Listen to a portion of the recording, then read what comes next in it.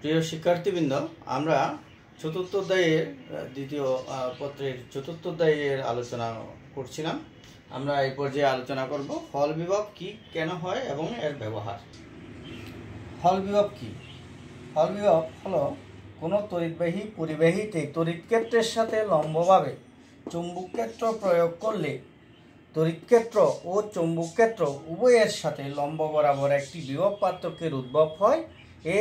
কে হল বিভব বলে। বিজ্ঞানী হলের নাম অনুসারে এই বিভব পার্থক্য সৃষ্টির প্রক্রিয়াকে হল ক্রিয়া বলে। আমরা একটু করে খেয়াল করি, বলছি কি, কোনো তড়িৎবাহী পরিবাহী, এই যে তড়িৎবাহী পরিবাহী মনে করলাম, তার সাথে লম্বভাবে চুম্বক ক্ষেত্রে প্রযুক্ত হলো এই অক্ষ বরাবর, তাহলে বলছে উভয়ের সাথে লম্ব বরাবর অর্থাৎ তৃতীয় অক্ষ বরাবর আমরা একটা হল, এই বরাবর একটা হল বিভব পাচ্ছি, এই বরাবর একটা হল বিভব পাচ্ছি। যেমন আমরা এখানে স্থানাঙ্ক প্রক্রিয়া দেখাতে পারি। এই বরাবর আমরা তড়িৎক্ষেত্র প্রয়োগ করেছি, এই বরাবর আমরা বিভব চুম্বক ক্ষেত্র প্রয়োগ করছি, তখন হল বিভব সৃষ্টি হবে তৃতীয় অক্ষ ওয়াই অক্ষ বরাবর, অর্থাৎ উভয়ের সাথে লম্ব বরাবর যে অক্ষ, সে অক্ষ বরাবর হল বিভব সৃষ্টি হবে। হল বিভব কেন হয়? আমরা যখন তড়িৎবাহী পরিবাহীতে এই বরাবর তড়িৎক্ষেত্র এবং এই বরাবর চুম্বক ক্ষেত্র প্রয়োগ করলাম, আমরা ফ্লেমিংয়ের বামহস্ত নিয়ম অনুসারে আমরা দেখি, ফ্লেমিংয়ের বামহস্ত নিয়ম অনুসারে আমরা এই যে এই বরাবর ফ্লেমিংয়ের বামহস্ত নিয়ম অনুসারে এই বরাবর একটা বল পাচ্ছি। এই তড়িৎ প্রবাহের ফলে এখানে আধান বাহকগুলো পরিবাহিত হচ্ছে, গতিশীল হচ্ছে। এই গতিশীল আধানসমূহ তখন এই চৌম্বক বলের ক্রিয়ায় বল যেদিকে ক্রিয়া করে সেদিকে বিচ্যুত হয়, সেদিকে বিক্ষিপ্ত হয়। ফলে যেমন যদি আধান বাহক যদি ইলেকট্রন হয়, ইলেকট্রন সমূহ বলের দিকে তথা এই বরাবর এই পাশ বরাবর পরিবাহীর এই পাশ বরাবর বিক্ষিপ্ত হবে। ফলে উপরের প্রান্তে আধান বাহকগুলো জমা হবে, যেমন ইলেকট্রন হলে ইলেকট্রন জমা হবে, হ্যাঁ। আর যদি ধনাত্মক আধানের জন্য হয়ে থাকে তাহলে ধনাত্মক আধান জমা হবে। এখন এখানে যখন ইলেকট্রন আধান বাহকগুলো জমা হয়, আবেশ প্রক্রিয়ায় বিপরীতধর্মী আধানগুলো তার বিপরীত প্রান্তে জমা হয়। ফলে দুই প্রান্তের মধ্যে একটা বিভব পার্থক্যের উদ্ভব হয়, অর্থাৎ আমরা যাকে হল বিভব বলছি।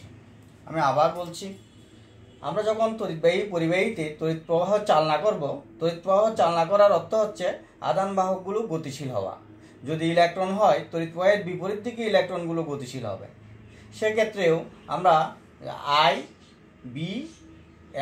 বি বরাবর আমরা ফ্লেমিংয়ের বামহস্ত নিয়ম প্রয়োগ করে দেখতে পাই যে বলটা উপরের দিকে ক্রিয়া করে, অর্থাৎ এই পৃষ্ঠ বরাবর ক্রিয়া করে, বল এদিকে ক্রিয়া করে। বল এদিকে ক্রিয়া করার ফলে ওই গতিশীল আধানসমূহ ওই বলের ক্রিয়ায় ওই পৃষ্ঠের দিকে, ওই পাশের দিকে বিচ্যুত হয়ে যায়। ফলে ওই পাশের দিকে বিচ্যুত হয়ে ওই পাশের বরাবর ইলেকট্রন আধান বাহকগুলো জমা হয়। আধান বাহক যদি ইলেকট্রন হয়, ইলেকট্রন জমা হবে, আর যদি ধনাত্মক হয়, ধনাত্মক জমা হবে। এবং আবেশ প্রক্রিয়ায় অপর প্রান্তে বিপরীতধর্মী আধানগুলো জমা হয়। ফলে দুই প্রান্তের মধ্যে এই বিভব পার্থক্য তথা হল বিভবের সৃষ্টি হয়। হল বিভবের ব্যবহার। হল বিভব আমরা দুটি ক্ষেত্রে ব্যবহার করি, পরিবাহীতে একক আয়তনের চার্জ নির্ণয় এবং চার্জের প্রকৃতি নির্ণয়। এখন আমরা হল বিভবের রাশিমালা এবং চার্জের একক আয়তনের চার্জ নির্ণয় নিয়ে আলোচনা করব।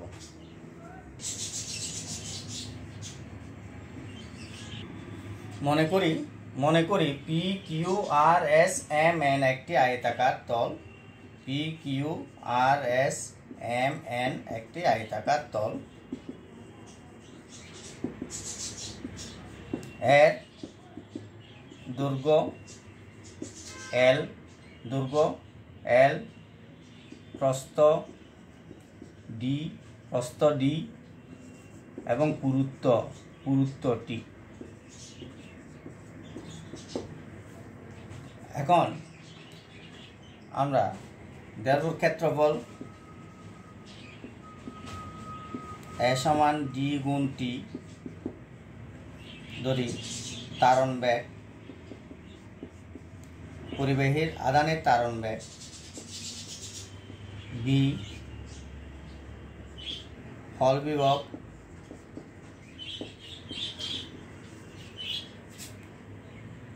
BH, তড়িৎ ক্ষেত্র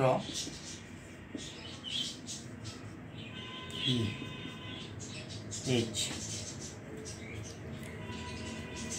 আমরা একটু করে খেয়াল করি, আমরা দৈর্ঘ্য বরাবর তড়িৎ প্রবাহ এবং পুরুত্ব বরাবর চৌম্বক ক্ষেত্র প্রয়োগ করলে আমাদের প্রস্থ বরাবর হল বিভবের সৃষ্টি হবে। দৈর্ঘ্য বরাবর তড়িৎ প্রবাহ I, প্রস্থ পুরুত্ব T বরাবর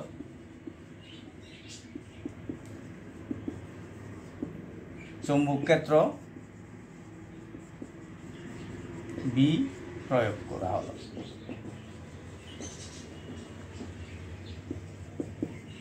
ফলে প্রস্থ D বরাবর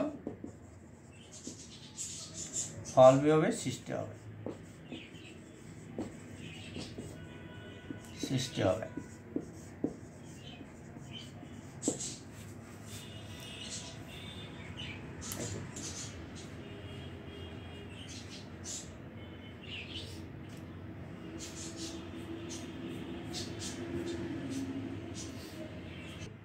আমরা দৈর্ঘ্য বরাবর তড়িৎ প্রবাহ এবং পুরুত্ব বরাবর চৌম্বক ক্ষেত্র প্রয়োগ করেছি। তাহলে আমরা প্ল্যামিংয়ের বামহস্ত নিয়ম অনুসারে চৌম্বক বলটা এইভাবে ক্রিয়া করতেছে। তড়িৎ প্রবাহ এদিকে যাওয়ার অর্থ হচ্ছে ইলেকট্রন সমূহ তার তড়িৎ প্রবাহের বিপরীত দিকে গতিশীল হচ্ছে। মনে করি ইলেকট্রনের তারণ বেগ ধরে নিয়েছি ভি বেগে গতিশীল হচ্ছে। এখন আমরা জানি চৌম্বক ক্ষেত্রে একটি আধান গতিশীল হলে আধানের উপর ক্রিয়াশীল বল F সমান, এখন ধরে নিলাম আধান বাহক আধান কিউ। এখন কিউ আধান যদি প্রবাহিত হয় তাহলে কিউ আধান ভি বেগে বি চৌম্বক ক্ষেত্রে গতিশীল হলে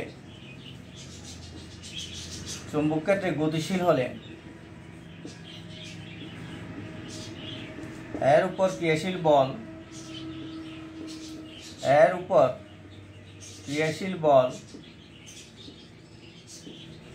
বল F সমান কিউ বি সাইন থিটা। যেহেতু আমরা দেখতেছি এই আধানের যদি ধনাত্মক আধান হয় এদিকে যাবে, ঋণাত্মক আধান হলে এদিকে হবে, কিন্তু সব সময় চৌম্বক ক্ষেত্রের সাথে লম্বভাবে আছে, অর্থাৎ থিটার মান এখানে থিটা সমান 90 ডিগ্রি। তাই F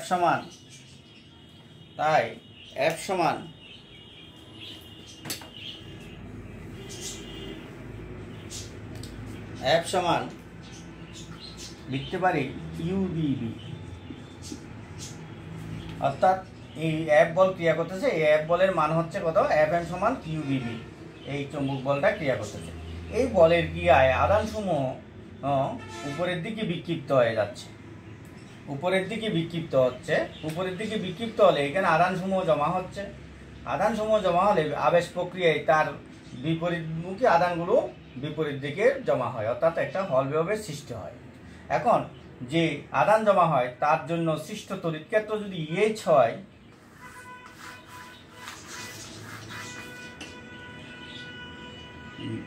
তারপর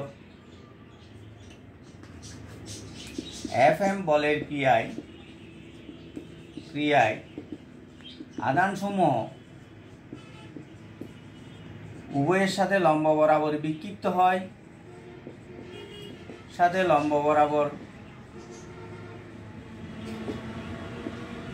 বিক্ষিপ্ত হয়, এবং এক পাশে জমা হয়। জমা হয়।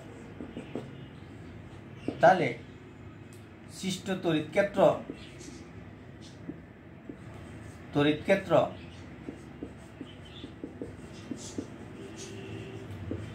EH হলে তড়িৎ বল FE সমান QEH। অর্থাৎ এইখানে যে আধান জমা হলো এর চৌম্বক বলে তাকে এদিকে বিক্ষিপ্ত করতেছে, আর তড়িৎ বল QEH তাকে বিপরীত দিকে বিক্ষিপ্ত করতেছে। তাহলে সাম্য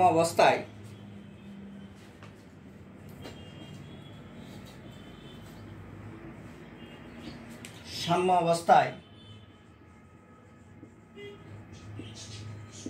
আমরা লিখতে পারি FM সমান FE, অর্থাৎ QBB সমান QEH। এখন আমরা জানি QBB সমান QBH/D, কারণ আমরা জানি তড়িৎ ক্ষেত্র E সমান B/D। তাহলে BH সমান BBD, অর্থাৎ হল বিভবের মান হচ্ছে চৌম্বক ক্ষেত্র গুণ তারণ বেগ গুণ প্রস্থ, যে বরাবর তড়িৎ প্রবাহ সৃষ্টি হয়েছে, এই বরাবর তড়িৎ প্রবাহটা সৃষ্টি হয়েছে। তাই এখানে ডিটা হচ্ছে ডি বরাবর, এই বরাবর তড়িৎ প্রবাহ সৃষ্টি হয়েছে। তাহলে BH এর মান হচ্ছে BBD।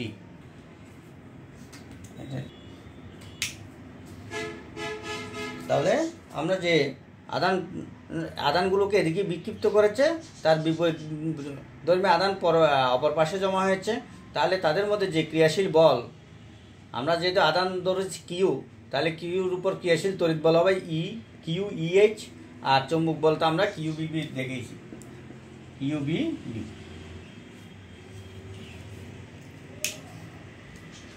আচ্ছা, এখন একক আয়তনে আদানের সংখ্যা নির্ণয়। ধরি একক আয়তনে আদান সংখ্যা স্মল n।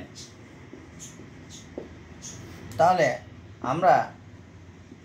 আমরা জানি তারণ বেগ, ইলেকট্রনের তারণ বেগ B সমান NA Q/I/NA Q, যেহেতু আধান Q। তাহলে অর্থাৎ I সমান আমরা আগে জানি I সমান NABEBQ। এখন আমরা পাই হল ভোল্টেজ BH সমান BBD। এখন B এর মান বসালে BIDNAQ। এখন অর্থাৎ B এর মানটা আমরা বসিয়ে দিলাম, তারণ বেগের রাশিমালা থেকে আমরা সেটি বসিয়ে দিলাম। এখন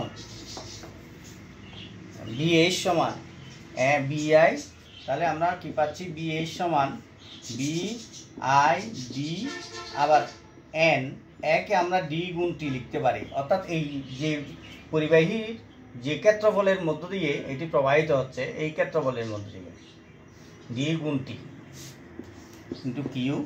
এখন D চলে গেলে আমরা BINTQ BH সমান, তারপর N সমান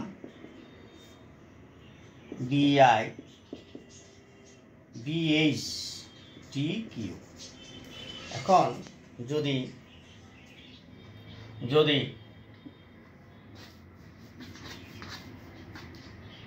BITQ স্থির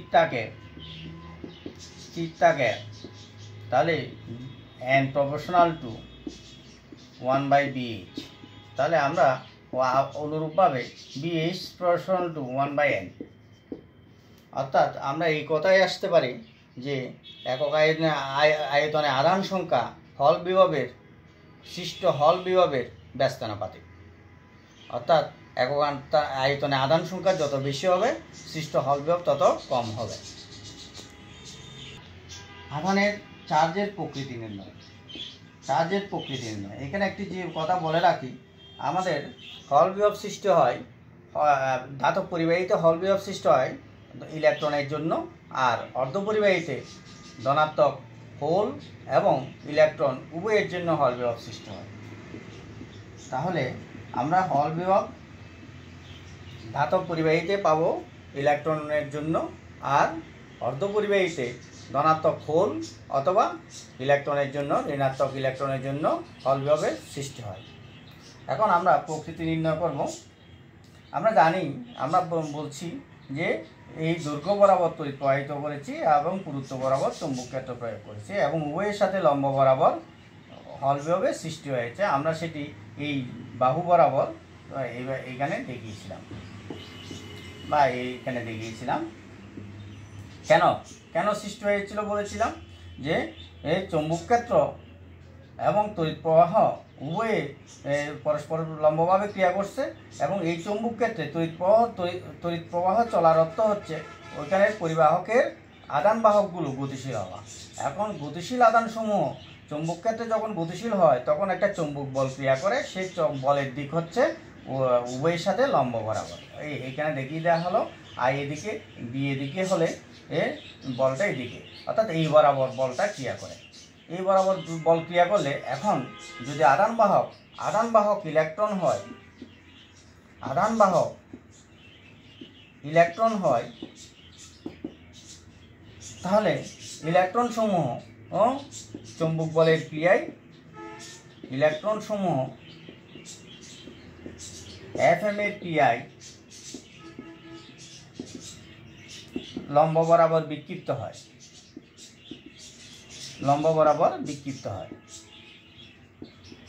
ফলে উপরের প্রান্তে, এখানে পি প্রান্তে বা কিউ প্রান্তে, পিকিউ দিকে, ফলে উপরের প্রান্তে ইলেকট্রন জমা হয় এবং আবেশ প্রক্রিয়ায় নিচের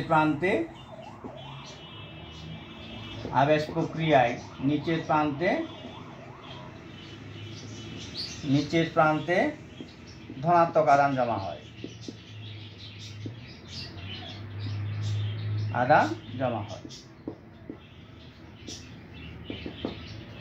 অর্থাৎ এই প্রান্তে ইলেকট্রন জমা হচ্ছে আর এদিকে ধনাত্মক ইলেকট্রন মানে নেগেটিভ আদান জমা হচ্ছে আর এদিকে ধনাত্মক আদান জমা হচ্ছে। এখন উপরের বিভব BY, নিচের বিভব BX হলে BX গ্রেটার দেন BY হবে, কেননা ধনাত্মক আদানের জন্য বিভব হচ্ছে ধনাত্মক, ঋণাত্মক আদানের জন্য বিভব হচ্ছে ঋণাত্মক। তো ধনাত্মক আদান অবশ্যই কি বড় হবে, ঋণাত্মক আদান ছোট হবে, সেক্ষেত্রে BX মাইনাস BY ধনাত্মক হবে। তাহলে আমরা যদি দেখি কোনো পরিবাহীর উপরের প্রান্তের বিভবের থেকে নিচের প্রান্তের বিভব বেশি হয়, সেক্ষেত্রে বলবো আদান বাহক ইলেকট্রন। আমরা আবার বলছি, যদি দেখি যে কোনো পরিবাহীর উপরের প্রান্তের চেয়ে নিচের প্রান্তের বিভব বেশি হয়, সেক্ষেত্রে আমরা সিদ্ধান্ত নেব যে আদান বাহক ইলেকট্রন। এখন পরিবাহীতে যদি ধনাত্মক আদানের জন্য এই হল বিভবের সৃষ্টি হয়, অর্থাৎ তাহলে ধনাত্মক আদানগুলো প্রবাহিত হবে কোন দিকে? তড়িৎ প্রবাহের দিকে। অর্থাৎ আমরা আগের মতোই আমরা প্রাইমিংয়ের বামহস্ত নিয়ম প্রয়োগ করে বলের দিক উপরের দিকে, অর্থাৎ ধনাত্মক আদানগুলো উপরের দিকে বল লাভ করবে, ধনাত্মক আদানসমূহ উপরের দিকে বল লাভ করবে। তাহলে উপরের দিকে এখন ধনাত্মক আদান জমা হবে এবং আবেশ প্রক্রিয়ায় নিচের প্রান্তে ঋণাত্মক আদান জমা হবে। আমরা অর্থাৎ আদান বাহক ধনাত্মক হলে ধনাত্মক আদানসমূহ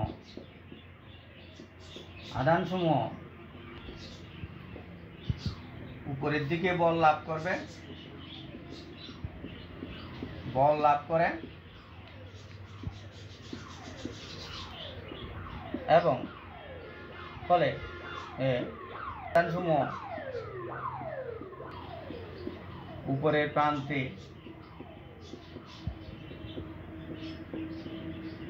বিচ্যুত হয়ে জমা হয়। আবেশ প্রক্রিয়ায় নিচের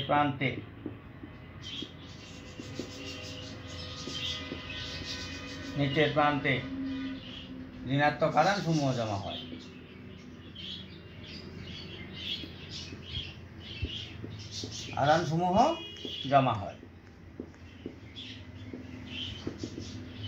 তাহলে এখন এদিকে ঋণাত্মক হলো, এদিকে ধনাত্মক হলো। ধনাত্মক হলো কেন? এখানে আধান বাহক ধনাত্মক হলে বলটা যেহেতু উপরের দিকে ক্রিয়া করে, উপরের প্রান্তে ধনাত্মক আধানসমূহ বিচ্যুত হয়ে এখানে জমা হয়েছে, আর আবেশ প্রক্রিয়া এখানে ঋণাত্মক আধানের সঞ্চার হয়েছে। এখন এর ফলে দুই প্রান্তের মধ্যে বিভব পার্থক্যের সৃষ্টি হয়েছে। আমরা এখন তাহলে উপরের প্রান্তের বিভব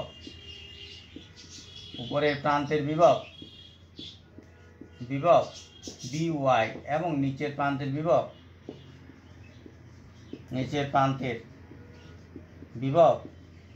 বিএক্স হলে বিএক্স থেকে বিওয়াই বড়, কারণ ধনাত্মক আধানের জন্য বিভব ধনাত্মক, ঋণাত্মক আধানের জন্য বিভব ঋণাত্মক। ঋণাত্মক আধানের বিভবটা কম, ধনাত্মক আধানের বিভব বেশি। সেক্ষেত্রে বিএক্স মাইনাস বিওয়াই ঋণাত্মক। তাহলে আমরা বলবো, এক কথায় বলবো, উপরের প্রান্তের বিভব যদি বেশি হয়, নিচের প্রান্তের বিভবের চেয়ে উপরের প্রান্তের বিভব বেশি হলে আমরা বলবো আধান বাহক ধনাত্মক। তাহলে আমরা সহজেই আধান বাহক ধনাত্মক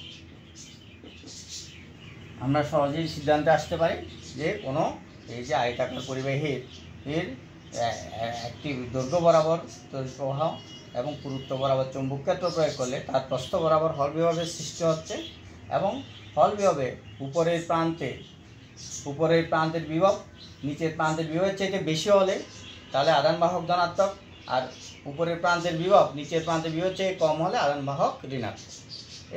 এইভাবে আমরা পরিবাহীতে আধানের প্রকৃতি নির্ণয় করতে পারি। আজকে আমাদের হল বিভব সম্পর্কিত আমরা সহজ একটি বাড়ির কাজ দিচ্ছি। এটির চিত্র থেকে এটি তোমরা বাসায় একটু অনুশীলন করবা। মনে করে নিলাম যে একটি আয়তাকার ফলকের দৈর্ঘ্য বরাবর 2 অ্যাম্পিয়ার তড়িৎ প্রবাহ দেওয়া হলো, আর দৈর্ঘ্য হচ্ছে 4 সেন্টিমিটার, আর প্রস্থ হচ্ছে 2 সেন্টিমিটার, পুরুত্ব হচ্ছে 1 সেন্টিমিটার। আর এই বরাবর চৌম্বক ক্ষেত্র দেওয়া হলো, আর এই পুরুত্ব বরাবর এই বরাবর তড়িৎ ক্ষেত্র, এই বরাবর চৌম্বক ক্ষেত্রের মান হচ্ছে 5 টেসলা। হল বিভব সৃষ্টি হবে আমরা জানি প্রস্থ বরাবর, আর এখানে আমরা বি প্রয়োগ করে দিলাম।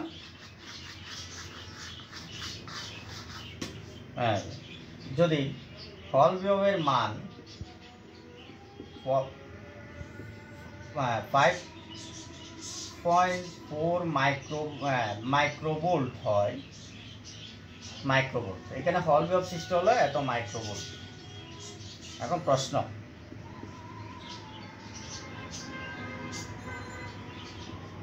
আধানের তারণ বেগ কত?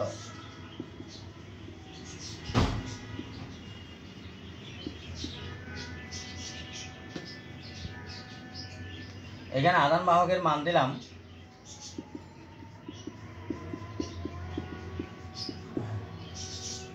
আধানের তারণ বেগ কত। তারপর পরের প্রশ্ন, প্রতি একক আয়তনে আধানের সংখ্যা কত? আধানের সংখ্যা কত? দুইটা অঙ্ক দিলাম, আমরা তো আধানের তারণ ব্যাগ বিএইচ সমান বিবিডি ওখান থেকে আমরা বের করে নিতে পারি। আরেকটা হচ্ছে প্রতি একক আয়তনে আমরা বিএইচ সমান বিআই বাই এনটি কিউ এটি দিয়ে আমরা বের করে নিতে পারি সহজে। সবাইকে ধন্যবাদ। এটি বাসায় অনুশীলন করবা, না পারলে মন্তব্য করা কমেন্ট করলে আমি সমাধান করে দেব। রেডি। তাহলে আমরা আজকে হল বিভব সম্পর্কে বিশদভাবে আলোচনা করা হলো। এই বিষয়টি অত্যন্ত গুরুত্বপূর্ণ, এটি তোমরা বাসায় প্র্যাকটিস করবা। আজকের ক্লাস এখানে শেষ করলাম। সবাইকে ধন্যবাদ।